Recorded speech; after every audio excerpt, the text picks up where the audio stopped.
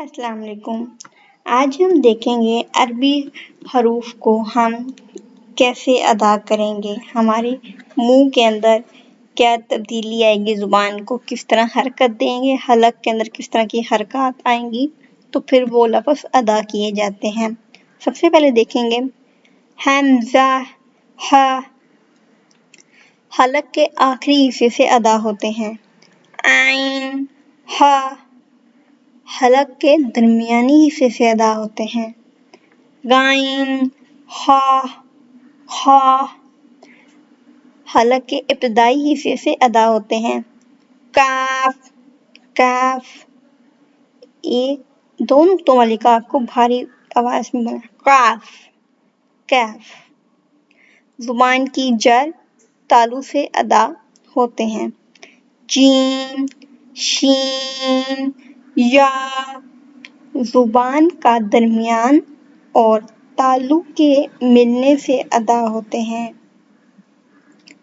स्वाद, जुबान की करवट और ऊपर वाले दारों की जर से अदा होता है। लैम, नून, रा, जुबान के किनारे ऊपर वाले दांतों के मसूरों से अदा होते हैं।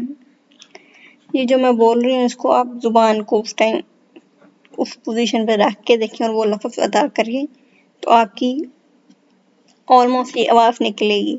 जब आप मज़ीद प्रैक्टिस करते रहेंगे, मुसलसल पढ़ते रहेंगे तो इंशाल्लाह आप परफेक्ट बन जाएंगे। जैसे हमारे मौलवी हज़रात होते हैं, उनकी आवाज़ इस वजह से ऐसी होती है क्योंकि वो बहुत ज़्यादा प्रैक्टिस करते हैं, बहुत ज़्यादा पढ़ते हैं।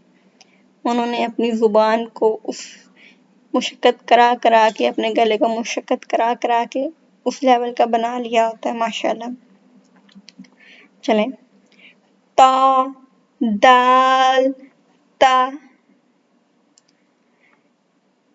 जुबान की नोक ऊपर वाले दो दांतों की जड़ों से अदा होते हैं।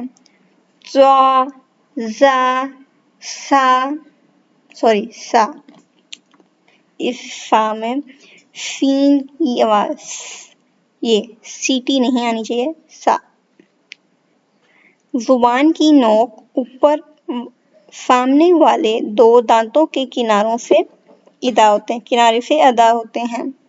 स्वाद, ज़ा, सीन, जुबान की नोक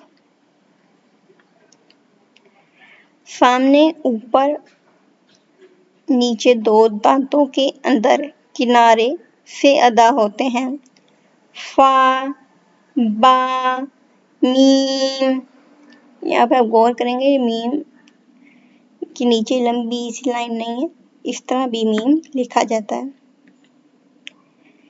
मीम, वाव, ये चारों हरूफ होंठों से अदा किए जाते हैं।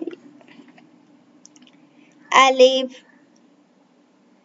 मुंह के खाली हिस्से से अदा होता है।